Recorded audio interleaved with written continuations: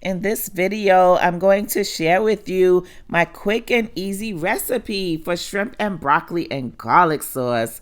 Make sure you stick around until the end because I'm also going to share my QCT, a quick cooking tip.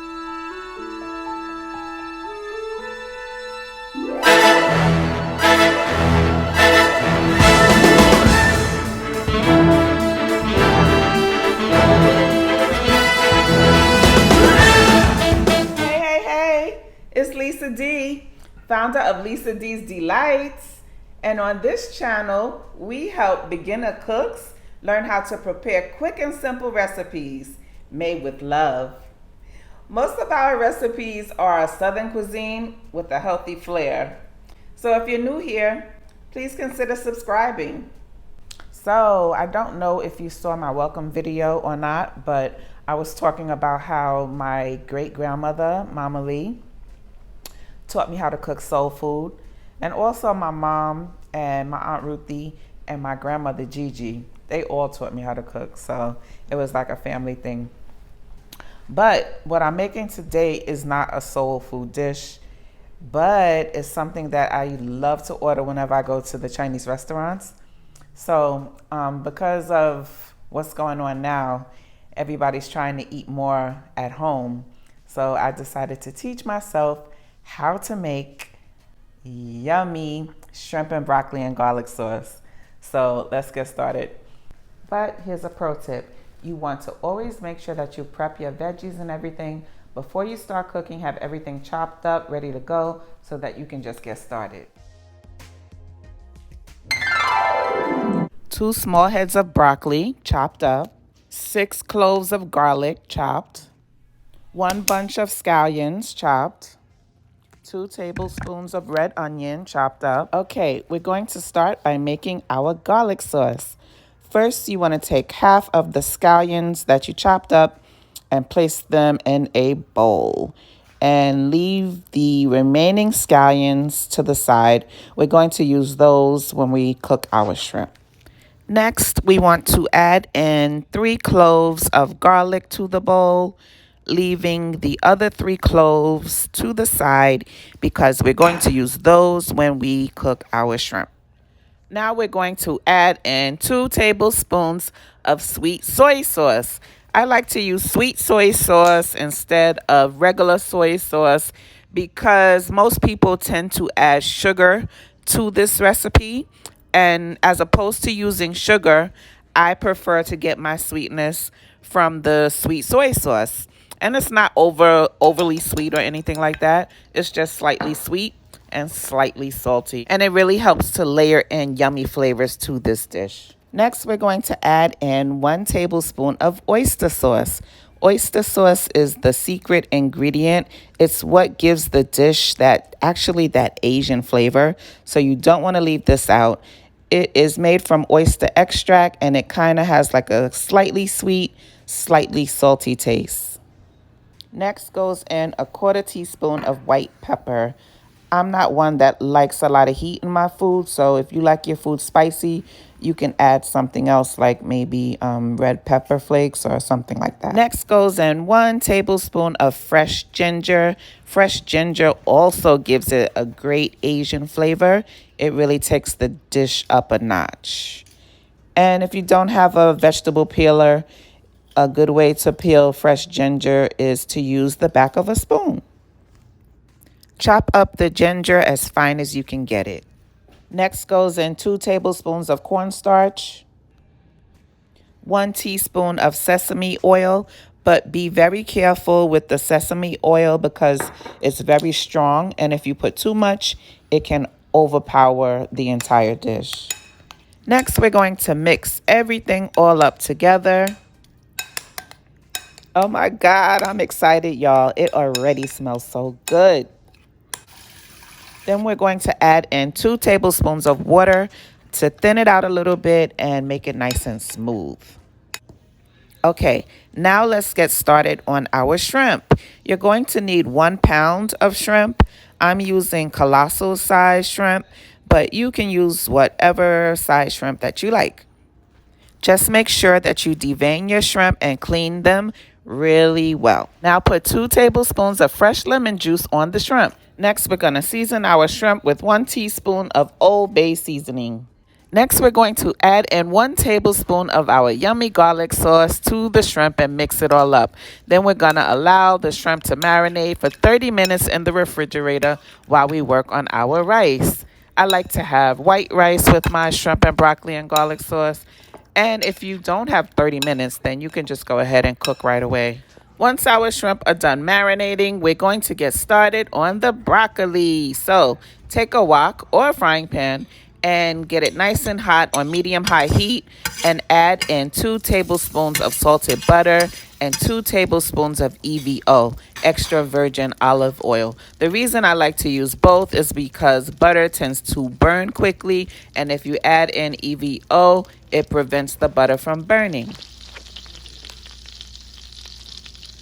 I like to use salted butter in this dish because if you notice, we did not put any salt on the shrimp because I prefer to get my salt from the salted butter, and also the oyster sauce and soy sauce is slightly salty as well. So once the butter and EVO has all heated up, then we're going to go ahead and add our broccoli into the frying pan. Mix it all up. Then we're going to add 3 tablespoons of water to the broccoli, cover it, and allow it to steam for like 3 minutes. Do not overcook your broccoli. We do not like mushy broccoli. That is not cute. That is not delightful. Unless you like to cook your broccoli to death with no vitamins left in it, then knock yourself out. Once the broccoli is done steaming, we're going to remove it from the wok so that we can get started cooking our shrimp. And then later on, we'll add the broccoli back into the party. This is Lisa. She added her remaining onions, garlic, and scallions to the wok before adding her butter and EVO. Don't be like Lisa. Add in your EVO, 2 tablespoons of EVO and 2 tablespoons of butter to the wok right after you take out the broccoli. Let the butter and EVO heat up, and then you add in your onions, scallions, and garlic. Once that's sauteed for like 2 minutes, then you add in the shrimp. By the way, it may seem like I use a lot of onions and garlic, but actually the onions and garlic disintegrate while cooking, and they just leave behind a yummy flavor in the background of the dish. But cook how you like. I happen to love onions and garlic, and I cook with them like all the time and almost everything. But if you're one that does not like onions and garlic, then you don't have to use them. But I mean, it is shrimp and broccoli and garlic sauce, so what I mean is you can use less onions and less garlic if you like. Cooking is not gospel. I mean, do you, boo? So we're gonna let our shrimp cook 2 minutes and then flip them and let the other side cook for 2 minutes. Once the shrimp are pink in color and there is no more gray, that's how you know the shrimp are done. Once the shrimp are done, we add the broccoli back into the wok. Next, we add our yummy garlic sauce into the party. Now we want to mix everybody all up together really, really well. Wow, look at God. Panda Express, who?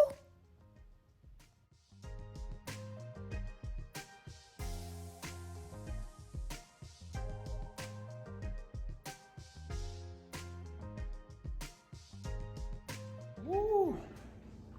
It smells so good. All right, let's taste it. I can't wait.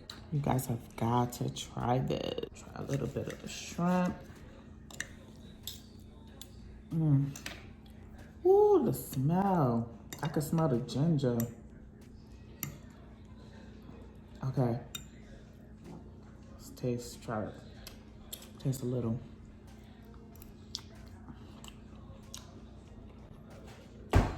Oh!